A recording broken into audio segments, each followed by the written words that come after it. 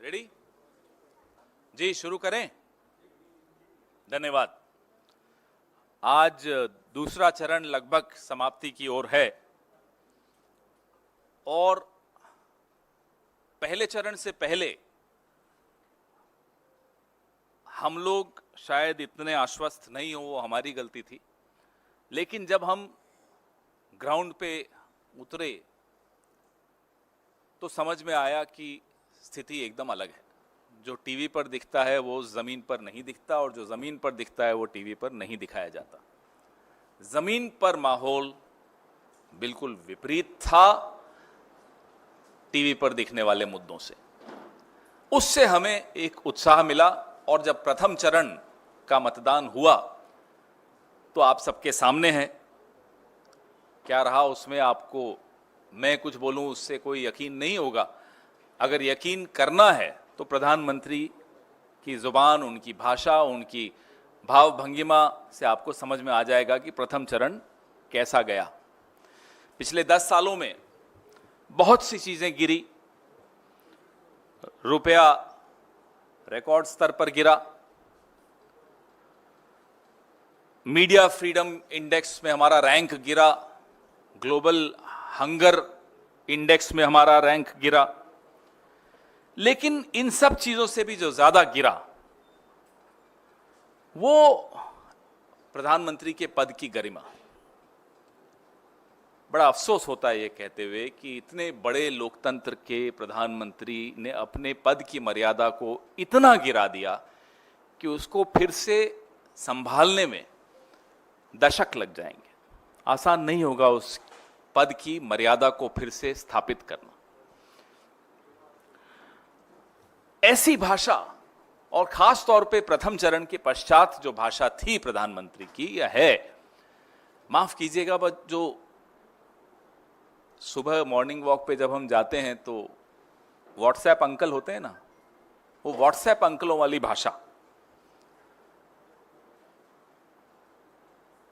प्रधानमंत्री की भाषा फूहड़ कतई नहीं होनी चाहिए।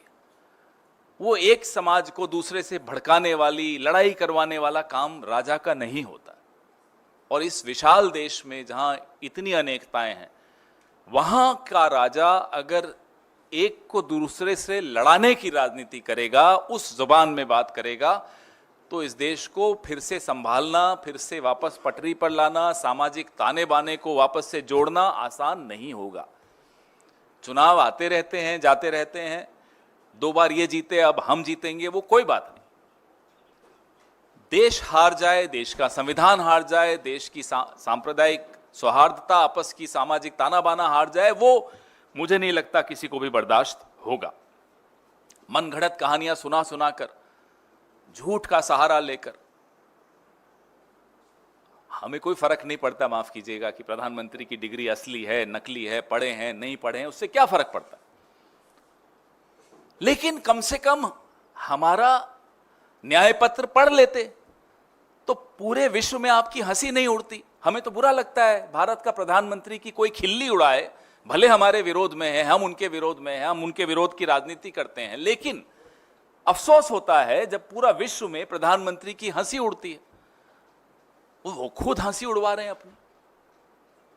हमारे खड़गे साहब ने उनको पत्र लिखा, साहब हम आपको समझा देते हैं, दिखा देते हैं, मैनिफेस्टो ये है, बता दीजिए कहां हिंदू मुसलमान का जिक्र है, कहां ये सब बातें लिखी हुई हैं कि छीन के उसको दे देंगे। आपको क्या डर है अडानी जी की हम संपत्ति छीन लेंगे और बांट देंगे, यही डर होगा प्रधानमंत्री को, तो और क्या डर होगा। एक ही, सबका मालिक एक, वही डर होता है उनको कि साहब कहीं मेरे दोस्त का कुछ छीन न जाए। प्रधानमंत्री जी ठीक है, आप सत्ता से बाहर जा रहे हैं, हम सत्ता में आ रहे हैं, आपके दोस्त का जायज कमाया हुआ तो हम कुछ नहीं छीनेंगे। कुछ गलत किया होगा तो वो कानून है उसके लिए, क्यों डरते हो। जो भी हो, 102 सीटों पर जो मतदान हुआ पहले चरण में, उसके बाद की बौखलाहट और उसके बाद का झूठ आपने देखा। आज दूसरा चरण खत्म होगा। प्रधानमंत्री के पास बहुत सारे एजेंसीज हैं जो उनको खबर दे देती हैं, कुछ सही भी देती हैं हिम्मत जुटाकर। वो बताएंगी कि दूसरा चरण में भी साहब मामला गड़बड़ हो रहा है। फिर मैं आपके माध्यम से इस देश को चेतावनी देना चाहता हूं कि झूठ और बढ़ेंगे, नए नए झूठ आने वाले हैं, और वो माफ कीजिएगा अफसोस के साथ कहना पड़ रहा है कि प्रधानमंत्री के मुंह से वो झूठ निकलेंगे। तो देशवासियों को सजग रहना होगा। जैसे हम व्हाट्सएप पढ़ते हैं तो आजकल विश्वास देश वाले नहीं करते, हमारे देश में अब लोगों ने व्हाट्सएप पे विश्वास करना बंद कर दिया, ठीक वैसे ही प्रधानमंत्री पर भी लोगों ने विश्वास करना बंद कर दिया है। जो उनके मुंह से शब्द निकलता है लोग पहले चेक करते हैं अड़ोस पड़ोस में, भाई साहब ये जो इन्होंने कहा ठीक था? अगला कहता है किसने कहा? बोले मोदी जी ने। फिर भी पूछ रहे हो ठीक था? कैसे ठीक होगा, मोदी जी ने कहा है, ठीक हो ही नहीं सकता। ये एक उन्होंने अपनी छवि बना दी। लेकिन वो भी झूठ बहुत बोलेंगे, लगातार बोलेंगे, नए नए आपको इतिहास गढ़ के बताएंगे, जो इतिहास नहीं हुआ वो बोलेंगे, हिंदू मुसलमान करेंगे, ये सब करेंगे। आज जो मतदान हो रहा है उसमें वायनाड हमारी महत्वपूर्ण सीट है। हमारे जनप्रिय नेता राहुल गांधी चुनाव लड़ रहे हैं वहां से। पिछली बार 4 लाख, 4.25 लाख वोटों से जीते थे। इस बार जीत के सारे रिकॉर्ड टूटने वाले हैं, ये हम दावे के साथ आपको कह सकते हैं। राजस्थान, जहां मैं खुद 4-5 दिन लगा के आया, देख के आया, समझ कर आया स्थिति, हम जो सोच रहे थे उससे कहीं ज्यादा डबल डिजिट में हम वहां सीटें ला रहे हैं। आज दूसरे चरण की जो रिपोर्ट्स आ रही हैं वो और उत्साहवर्धक हैं। हमारा उत्साह दुगना हो गया है और आप लोग भी खुश हो रहे हैं, अच्छा लग रहा है देखकर। मैं कोटा गया तो वहां मैंने आप सबको बहुत याद किया।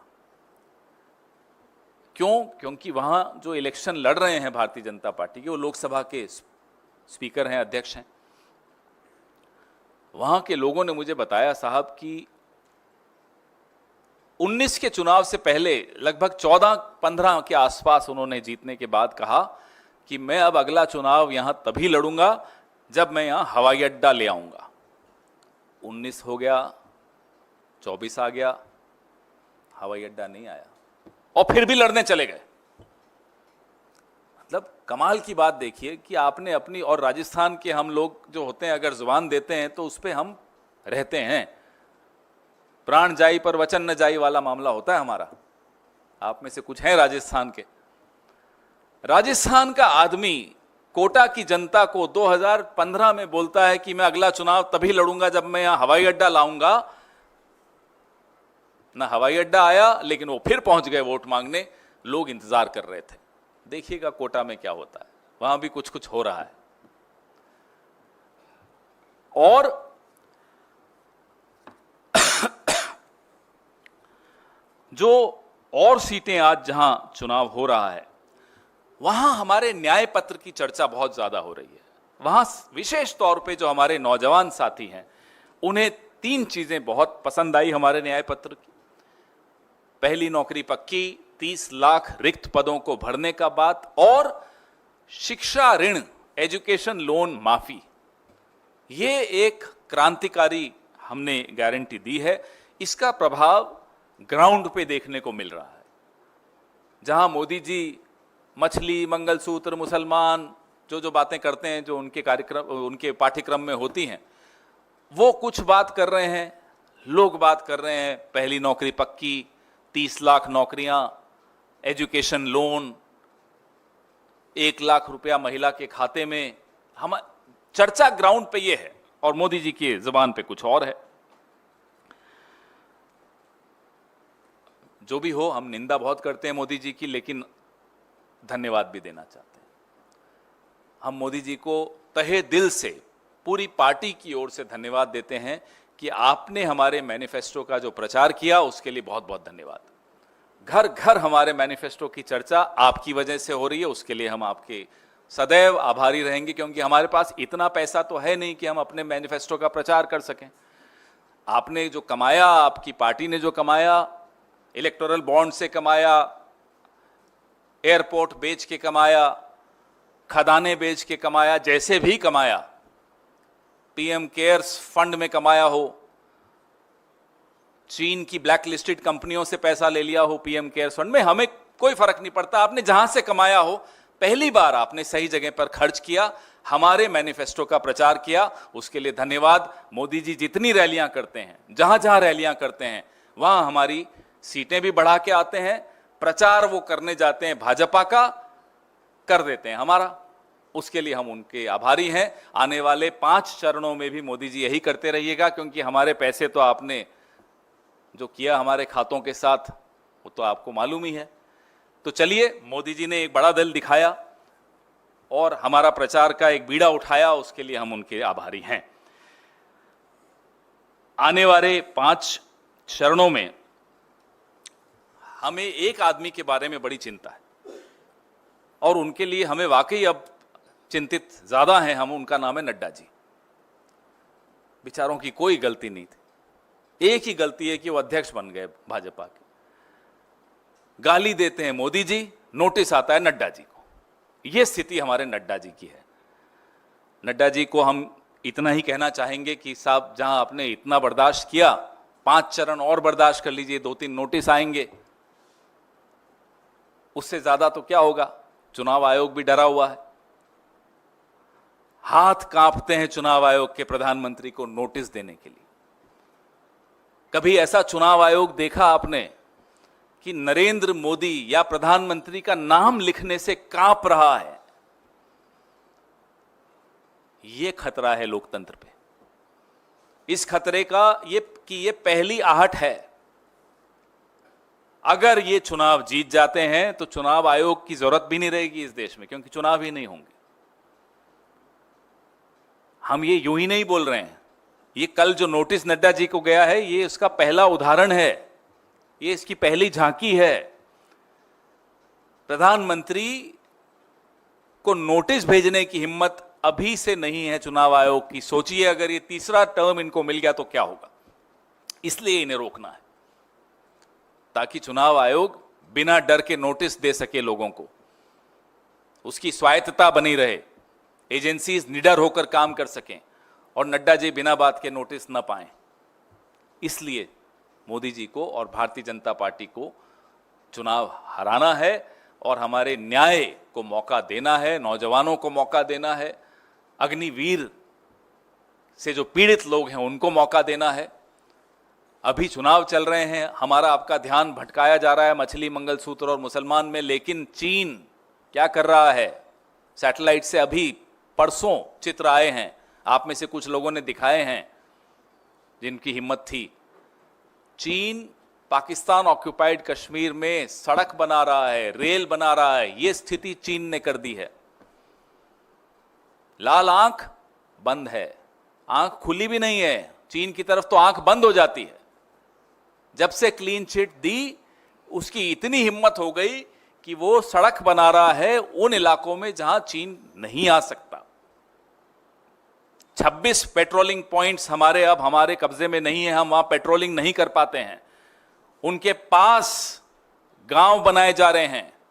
हमें कुछ विशेषज्ञों ने बताया, रक्षा विशेषज्ञों ने, हैप्पी विलेज बना दिया चाइना ने, हैप्पी विलेज, वहां अच्छी सुविधाएं दे दी।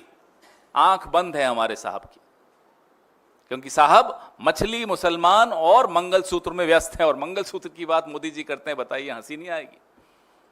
आप मुस्कुरा रहे हैं, मैं जानता हूं क्यों मुस्कुरा रहे हैं। मैं उस कारण से नहीं बोल रहा हूं जिस कारण से आप मुस्कुरा रहे हैं। नहीं, हंसने की बात है, लेकिन उस कारण से नहीं जिस कारण से आप हंस रहे हैं।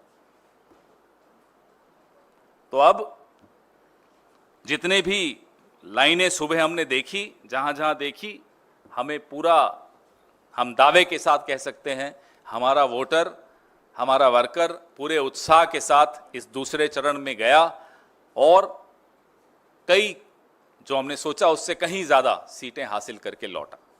धन्यवाद। आपके सवाल? प्रधानमंत्री के भाषण की आपने टिप्पणी की आयोग को लेकर, वही आयोग का कहना स्टार प्रचारक जिम्मेदार होंगे, साथ ही साथ पार्टी अध्यक्षों की भूमिका भी तय की जाएगी। अब जब मोदी जी के मुंह से गलत शब्द निकल गए और नफरती बातें करने लगे, तो अचानक उनको पार्टी अध्यक्ष याद आ गए चुनाव आयोग को। क्यों? प्रधानमंत्री तो अभी केयर टेकर प्राइम मिनिस्टर हैं, और न भी होते केयर टेकर, भले प्रधानमंत्री फुल फ्लेजेड प्राइम मिनिस्टर हो, नोटिस तो उनको भी देना है। नियम कानून के आगे प्रधानमंत्री क्या उनसे ऊपर हैं? क्यों नहीं देते? अब बोल रहे हैं कि अध्यक्षों की भूमिका तय की जाएगी। चुनाव आयोग का यह काम है। चुनाव आयोग का काम है कि आचार संहिता का उल्लंघन किसी ने भी किया हो, वो मंत्री हो, मुख्यमंत्री हो, प्रधानमंत्री हो, कोई हो, उसके खिलाफ एक्शन ले, उसको नोटिस दे। चुनाव आयोग डर गया, ये खुद बोल दें, एक लाइन में लिख दें कि हम डर गए, हम समझ जाएंगे। लेकिन इस तरह से घुमा घुमा कर बात नहीं समझ में आती। खेड़ा जी, मेरे दो सवाल हैं। राहुल गांधी के भाषण को लेकर भी आपत्ति जताई गई है और नोटिस आया है खड़गे जी को, इस पर क्या कहेंगे? और दूसरा, सुप्रीम कोर्ट ने आज ईवीएम को लेकर एक महत्वपूर्ण फैसला दिया है, जिसमें जो मांग थी आपकी वीवीपैट को लेकर, जो आप अलग अलग मंच पर जारी रखे हुए थे, क्या वो मांग अभी भी जारी रहेगी या खारिज हुआ फैसला, इसके बाद कुछ नहीं? पहले सवाल का जवाब मैंने आपको स्पष्ट तौर पे कहा, चुनाव आयोग के नियम कानून के से बड़ा कोई नहीं है। हमें तो कोई आपत्ति नहीं, आप हमें नोटिस दीजिए ना। अगर आपको लगता है हमने कोई उल्लंघन किया है तो हमें दीजिए, हमेशा देते ही आए हैं, कोई ऐसा तो नहीं कि नहीं दिया। ये तो पहली बार हो रहा है, क्योंकि वहां प्रधानमंत्री को देने से आप डर रहे थे और आपको यह भी डर था कि फिर पत्रकार पूछेंगे कि साहब राहुल जी को तो आपने दे दिया और मोदी जी को नहीं दिया, तो उन्होंने यहां भी अध्यक्ष को दे दिया। क्यों? आप हमें भी दीजिए, हमने मना किया क्या? हम सरकार में आने वाले हैं, हम सरकार में आएंगे, उसके बाद भी आपसे ये उम्मीद करेंगे कि अगर हमने कुछ गलत किया तो आप हमें नोटिस दीजिए। लेकिन अभी जिसकी सरकार है उसके सामने आपके मुंह और हाथ बंद क्यों हो जाता है? चुनाव आयोग का यह काम है कि डर के बैठ जाए, इसलिए बनाया उन्हें चुनाव आयोग।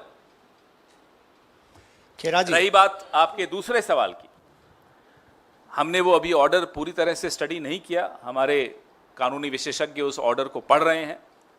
रही बात चुनावी प्रक्रिया की, तो चुनावी प्रक्रिया पर भरोसा इस देश के एक एक वोटर का स्थापित करना सरकार का, विपक्ष का, मीडिया का और चुनाव आयोग का कर्तव्य है। खेड़ा जी, फर्स्ट चुनाव Sir, regarding the VVPATs, Prime Minister has also said that this is basically a very big setback for the doubters of EVMs, and he has also slammed the India Bloc parties, saying that they were misleading the nation, and now the Supreme Court of India has already rejected their So plea. in 2009, was Mr. Advani misleading the nation? When he released the book of GVL Narasimha against EVMs, when Mr. Advani was championing the cause of leading a protest against EVMs, was he misleading the nation? The Prime Minister should do a basic homework. Instead of focusing on Nehru ji, he should start focusing on Advani ji. He will stop talking irresponsibly. Khera ji, first चरण के चुनाव के बाद अब की बार 400 पार का जो शोर था वो बंद हो गया है। अब जो है मंगलसूत्र, आखिर मंगलसूत्र छीन करके कांग्रेस पार्टी करेगी क्या? जमीन छीन के क्या करेगी? पूछिए ना उनसे जो मंगलसूत्र की बात कर रहे हैं। जब वो मंगलसूत्र की बात करते हैं तो आप सब हंस पड़ते हैं, तो मेरे को तो हंसी बाद में आती है, पहले तो आप लोग हंस रहे होते हैं। कोविड में जिन्होंने मंगलसूत्र छीना, नोटबंदी में जिन्होंने मंगलसूत्र छीना, वो मंगलसूत्र की जब बात करते हैं, और वो भी उस पार्टी से बात करते हैं जिन्होंने सब कुछ कुर्बान किया इस देश पर। इंदिरा जी का वो फोटो मैं देख रहा था, सोशल मीडिया पर कल आ रही थी, जब वो अपने गहने दे रही थी देश के लिए, आनंद भवन कुर्बान कर दिया, अपनी प्रॉपर्टीज दे दी। उनसे इस तरह की जब हल्की बात करते हैं तो लोगों को हंसी तो आती है। आप लोगों को आ रही है, मुझे भी आ रही है। आज से 10 साल पहले कहते तो चलिए ठीक है, लोग अलग मूड में थे, इनका हर झूठ चल जाता था। अब इनका झूठ नहीं चलता, फिर भी चलाए जा रहे हैं। तो हम तो कहते हैं जितना मोदी जी मुंह खोलते हैं हमारे वोट बढ़ा देते हैं, हम उन्हें धन्यवाद देते हैं। आप यूं ही भाषण देते रहिए और लोग जहां वोट देना है वो दे रहे हैं, हमें इसका लाभ हो रहा है। धन्यवाद। पवन जी, बीजेपी ने आज सुबह में एक वीडियो शेयर किया हुआ है 2009 के करीब का, जिसमें ex prime minister Manmohan Singh जो है वो कुछ बयान दे रहे हैं, और उस पर बीजेपी का दावा है कि वो यही बात कह रहे हैं कि इस देश के संसाधनों पर जो मुसलमान हैं उनका पहला हक है। वो वीडियो की हकीकत आपके सामने कई बार आ चुकी है। आज मेरे वरिष्ठ सहयोगी जयराम रमेश जी ने उस पर पूरा एक लंबा सा स्टेटमेंट भी दिया है। फिर भी अगर भारतीय जनता पार्टी अपना झूठ चलाना चाहती तो चलाएं। हम तो कह रहे हैं जितना वो झूठ बोलेंगे हमें उतना फायदा है, हाँ, ये जरूर है कि इस देश के संसाधनों पर पहला हक मोदी जी के दोस्त का तो नहीं है। अगर वो ये सुनना चाहते थे तो हम बता देते हैं। खेड़ा साहब, आज पीएम पश्चिम बंगाल में कैंपेनिंग कर रहे थे और उन्होंने ये कहा कि शायद उनका पूर्व जन्म बंगाल में हो चुका है या फिर वो आने वाला जन्म बंगाल में लेने वाले हैं। अब बताइए, इस पे आप क्या जवाब चाहते हैं मुझसे? एक ही वक्त में उस व्यक्ति ने मगरमच्छ से भी लड़ाई की, चाय भी का भी काम किया, हिमालय भी चले गए। एक वक्त में, एक ही कालांतर में उन्होंने ये सब कर दिया। इमरजेंसी से भी लड़े, बीए भी की, एमए भी की, सब कुछ उसी दौरान कर दिया। सलाम है साहब उनको, सलाम।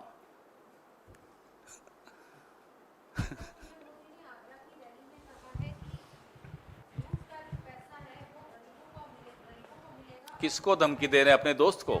जनता को देने पर काम जारी है। अरे तो अपने ही दोस्त को धमकी क्यों दे रहे हो? अब 16 लाख करोड़ जिन लोग दोस्तों के आपने माफ किए, उनको अब आप धमका रहे हो कि भाई पैसा मैं ले लूंगा वापस। कमाल के आदमी है। हम तो यही कह रहे हैं, इलेक्टोरल बॉन्ड में आपने किस किस से पैसा लिया?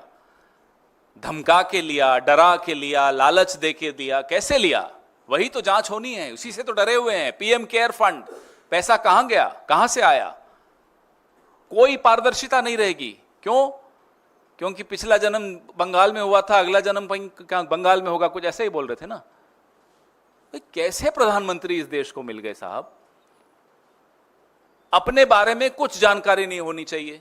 हां, मगरमच्छ से लड़े वो मालूम होना चाहिए, लेकिन पीएम केयर फंड में चीन की कौन सी कंपनी का पैसा आया ये नहीं मालूम होना चाहिए। क्यों नहीं मालूम होना चाहिए?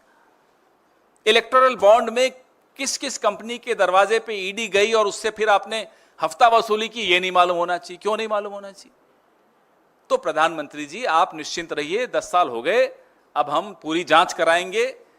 किसने आपको कितना पैसा क्यों दिया, उसके बदले में आपने उसको क्या दिया, ये सब लोगों के सामने आएगा।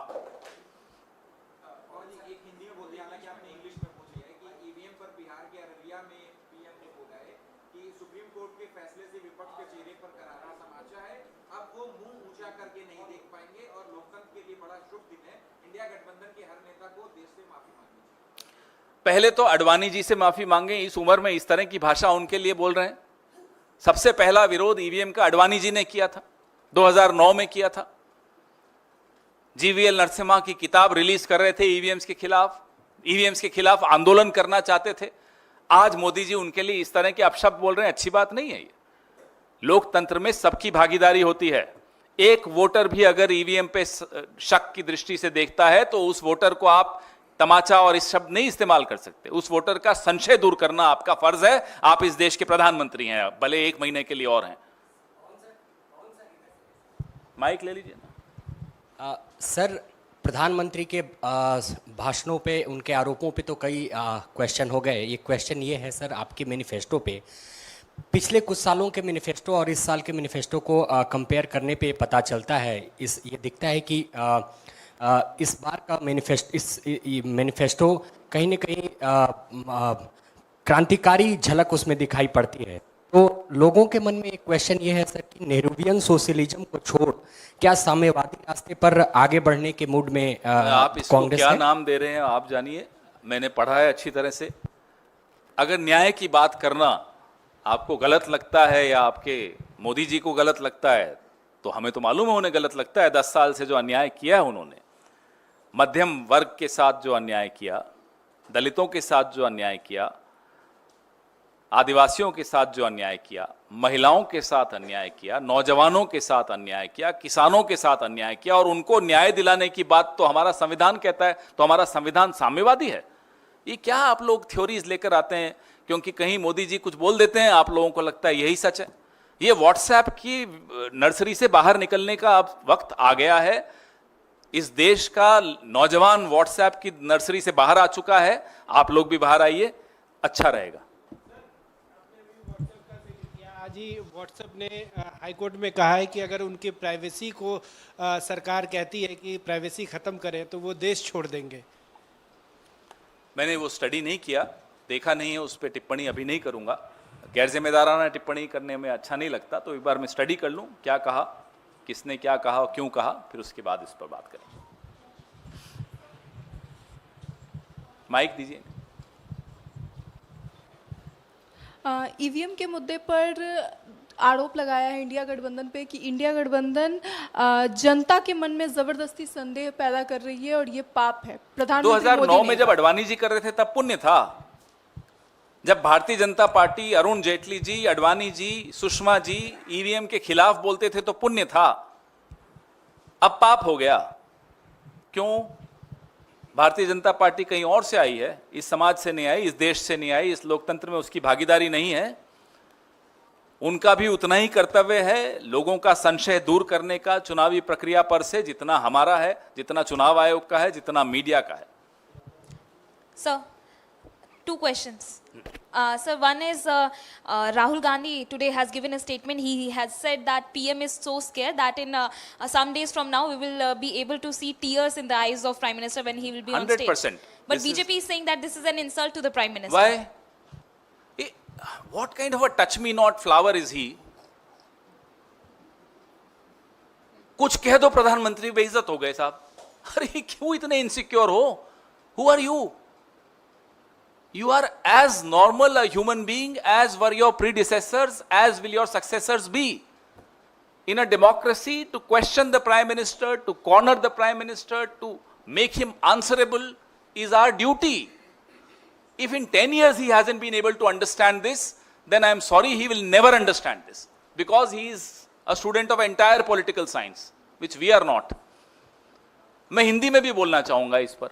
ये प्रधानमंत्री अपने आप को छुई मुई का पौधा मानते हैं कि उन पर कोई सवाल नहीं उठा सकता, उन पर कोई टिप्पणी नहीं कर सकता, उनको कोई जवाबदेह नहीं बना सकता, उनकी निंदा तो कर ही नहीं सकते। क्यों साहब? सुरखाब के पर लगे हैं, कहीं और से आए हो। नेहरू जी भी इसी जनता से आए थे, इसी समाज से आए थे। इंदिरा जी भी, नरसिम्हा राव जी, मनमोहन सिंह जी, राजीव जी, वीपी सिंह जी, देवे गौड़ा जी, इंद्र कुमार गुजराल जी, सब इसी जनता से आए, इसी जनता ने उन्हें चुना। उनमें से तो किसी ने कभी नहीं कहा कि हमारी निंदा मत करना, हमें सवाल मत पूछना। गुलजारी लाल नंदा जी बहुत कम वक्त के लिए केयर टेकिंग प्राइम मिनिस्टर थे, वो भी प्रेस कॉन्फ्रेंस कर देते थे। साहब 10 साल से बैठे हैं छुई मुई की तरह, कोई सवाल नहीं पूछ सकता उनसे। डरते हो, सवालों से डरते हो। बरसात में नाचना भी है और भीगने से भी डरना है।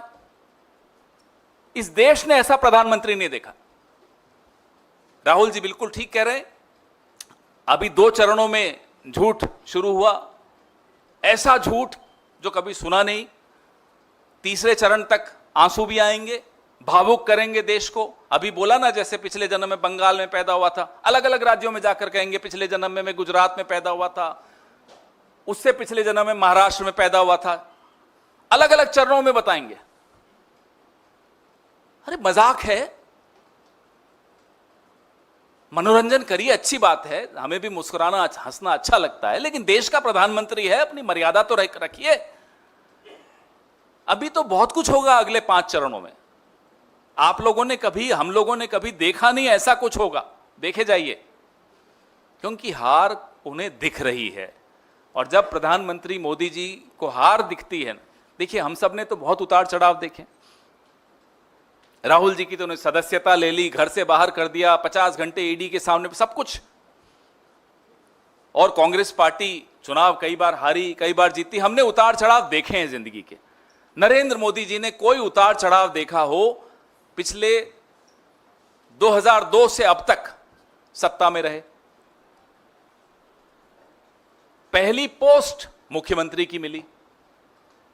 ऐसा आदमी हार से बहुत ज्यादा घबरा जाता है, और जब वो हार से घबरा जाता है तो इसी तरह की बातें करता है। पिछले जन्म में कहां पैदा हुआ, फिर मगरमच्छ से लड़ा। Sir, another question. इस इलेक्शन में 7 चरणों में बीच में मगरमच्छ भी आ जाएगा, देखना। ये मगरमच्छ था जिससे मैं लड़ा, और फिर आप लोग माइक और कैमरा लेके उस मगरमच्छ का इंटरव्यू ले रहे होंगे। ये भी होगा। Sir, HM has also given a statement and he said that if Congress will come into power, Sharia law will be implemented and we won't let ये आ गया ना, देखिए। Have you read our manifesto? 46 pages of our manifesto. Do we mention Sharia anywhere? We were in power for 55 years in this country out of 75 years. Did we get Sharia? What nonsense is he talking about?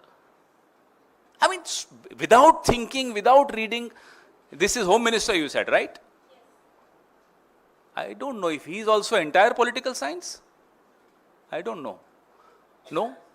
I thought he was educated. I thought he could read and write. So maybe Mr. Kharge should write another letter to Home Minister also, Saab, we'll give you our manifesto, read it. If we did not do the Sharia law, we did not bring the Sharia law in 55 years of being in power, are we mad that we'll talk about Sharia law now? Which world are they living in? If they are so obsessed with Pakistan and Afghanistan, please ask them to go and fight elections there. Why are they spoiling the narrative here? Here people are maturely talking about jobs. People are talking about employment. People are talking about price rise. People are talking about women's safety. These are the issues we are fighting our elections on. We are fighting our elections on justice. They are talking about, in the language of Pakistan, the obsession with Pakistan.